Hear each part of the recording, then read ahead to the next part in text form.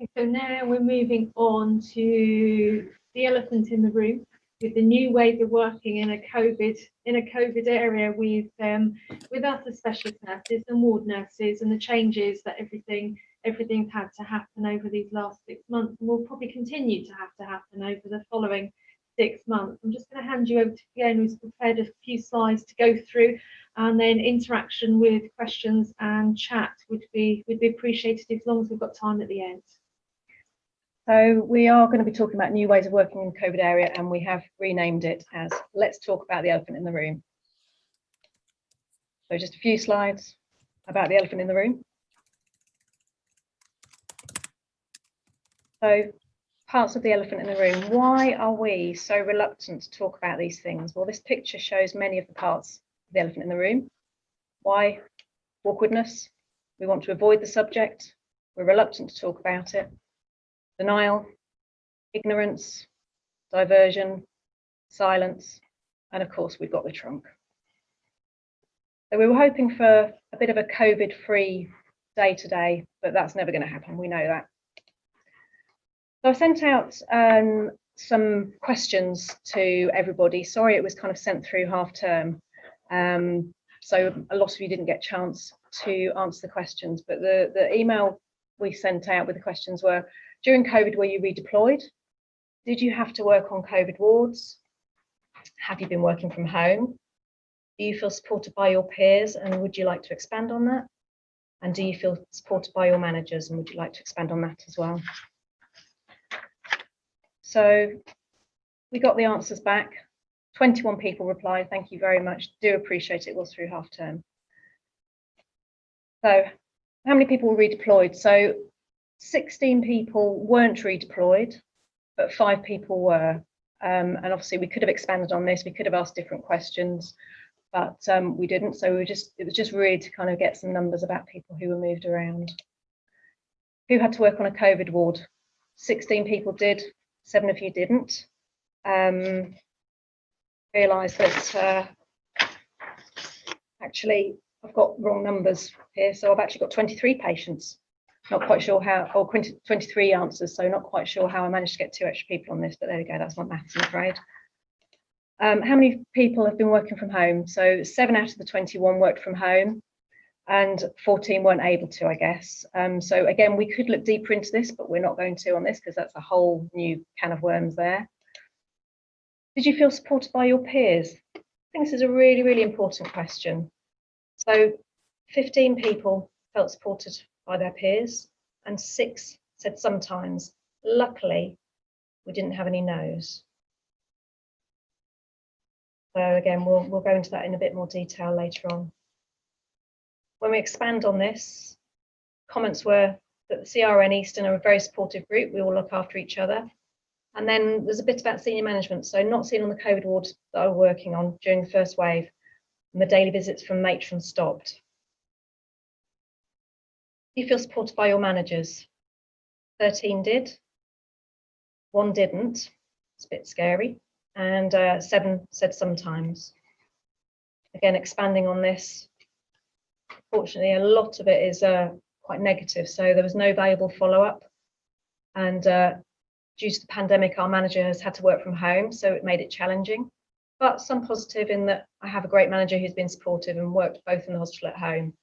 And ward managers remain very supportive. We're always available on the ward when needed. My manager was very supportive and offered support if I needed it. So what we've done is we've looked, the overview of it is that the impact of working during COVID is actually, as Tanya said, it's going to go on for a long time. And it's been unprecedented, and it's also laid bare and made and exacerbated the old age problems, inequalities, inadequate working conditions, chronic excessive working pressures. We've all been affected in one way or another, and most of us had to change our working practice. And hopefully at the end, we'll be able to speak about the kind of different things that people have been doing for that. So we're basing this talk around a publication by the King's Fund called The Courage of Compassion, Supporting Midwives to Deliver High Quality Care. And it basically goes into the fact that nurses and midwives have 3 core needs that need to be met to ensure well-being and motivation at work and to minimise workplace stress, those being autonomy, belonging and contribution. This is just a slide of the ABC framework, and I'm just going to leave that up for a few minutes, one while I find my notes and also just to let you read through. So the first one is autonomy, the need to have control over one's work life and to be able to act consistently with one's values. The B is belonging, need to be connected to, cared for by and caring of colleagues and to feel valued, respected and supported. And the C is contribution, so the need to experience effectiveness in work and deliver valued outcomes.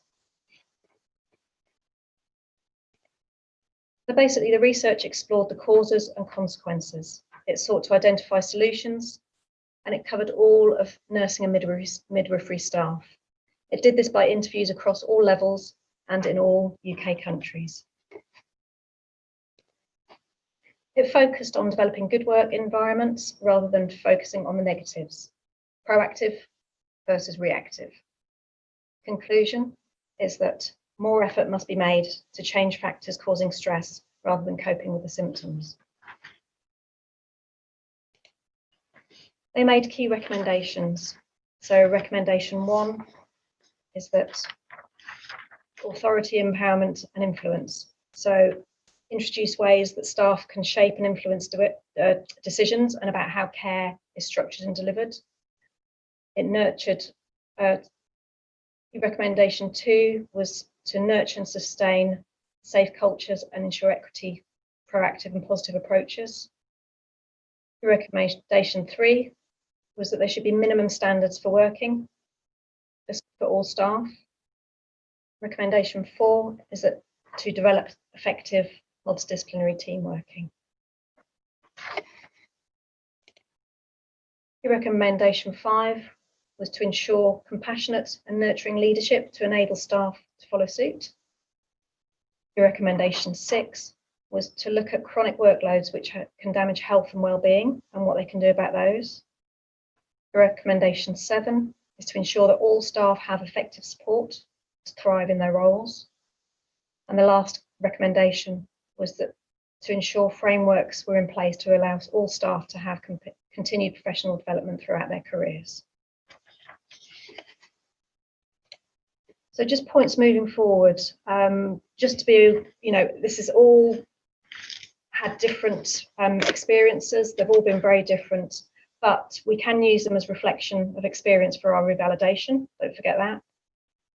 We've all had many different emotions. It can manifest in very different ways and at different times. So a lot of people have said that the emotions that have been going through have been in waves and different people react in different ways.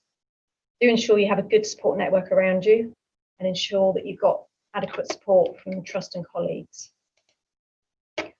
And finally, with the slides, it's just a quote from Alison Finch, who's the Assistant Chief Nurse at the UCLH. This is a time that will be poignant period in nurses' careers. Many people have drawn on capabilities and strengths they didn't know they had or have not used for a while. And I think we can all really reflect on that. The link for the King's Fund is here. If anybody wants to have a look at it, it's quite a few pages long, which is why I haven't put it all on here, but the link is there. So any questions and any comments, please? Any reflections from people's practice? I know we've all from different areas, different hospitals, working in ward environments, specialist nurses. So if anyone wants to contribute and give us an example of their practice and what's been happening within their area, it would be appreciated. So as we've got no comments at the moment, Tanya, how have you changed your working practice at the Norfolk and Norwich? Certainly in the first instance, we were told to be ready to work on the ward at a given moment. We had to give a roster to the senior management to say what we would be willing to do and willing to help with.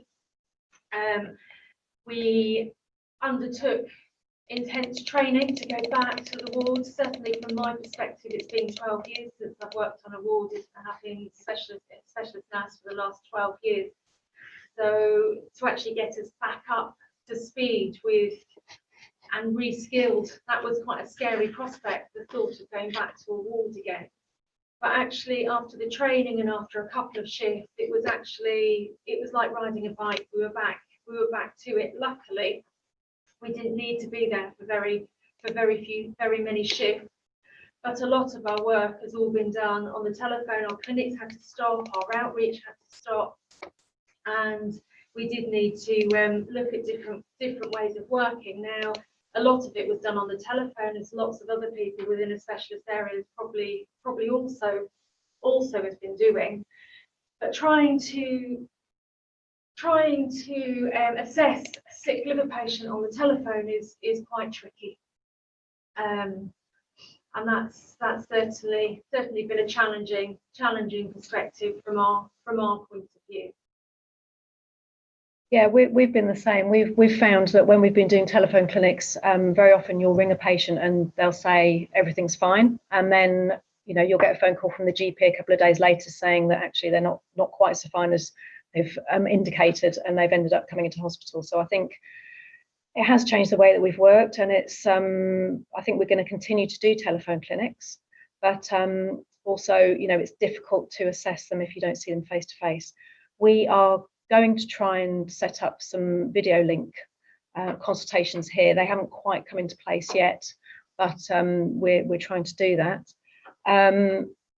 I've had just a note from Michelle Clayton, just saying that from the British Liver Nurses Association perspective, they're very interested to hear from liver nurses about their experiences and how they've adapted their practice to support liver patients. So, if you do have any ways that you've adapted, or that any experiences that you want to share, then please do get in contact with us, or and we can pass it on to Michelle.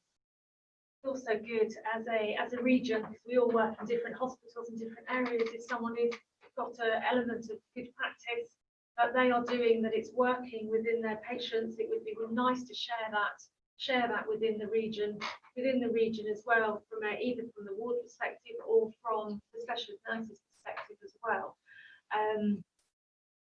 So it's just, if we can share, then that's great. It's always good to see good practice.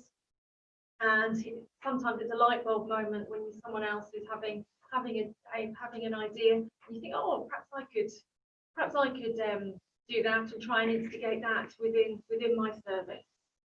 Yeah, I mean, I can see that we've got some ward nurses, certainly from our hospital, who are in the group chat. So is anybody willing to share any of the experiences that they've had from the ward? I mean, we've spoken from a specialist nurse point of view and kind of clinic point of view and things like that. Is there anybody that's willing to share? I'm not going to name names, but I might have to if you don't if you don't want to talk.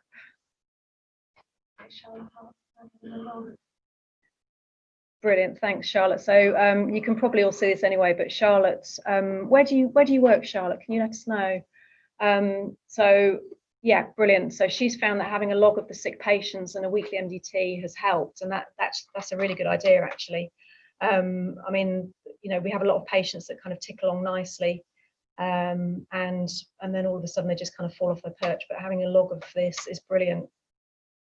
Thank you. So you work in Hereford with Dr. Fellows. Brilliant. Love Dr. Fellows. Thanks for that. Thank you. Anybody else want to share anything different that they've been doing that we can all learn from? Certainly in Norwich, with our sick patients, without patients being closed, we were using our Aylsham Medical Day unit to review, which is our day unit where people come for infusions. We were using those to review patients who were really quite sick or we were quite worried about. Quite often they would say they're not too bad, but there's trigger questions, there's red flag questions that would make you think otherwise. So it is all quite a tricky time. We've all got different systems. Our hospitals all support us in a very different way as well, and what the expectations of the hospitals are and the senior management from us as nurses. Yeah, and on that point, obviously a lot of people weren't able to return the questionnaires that we sent out. But again, has anybody got any experiences that they want to share kind of now, either by us looking at the chat or by screen sharing. Or we can turn your mic on. Yeah, we can turn your mic on. If anybody wants to say anything, otherwise we're going to have a very early lunch.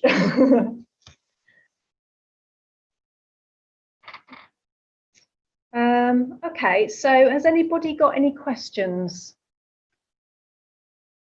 And if no one's got any questions, then, you know, if you do have any questions in the future, then, you know, please feel free to contact us and we can pass any questions on to the speakers that we've had this morning.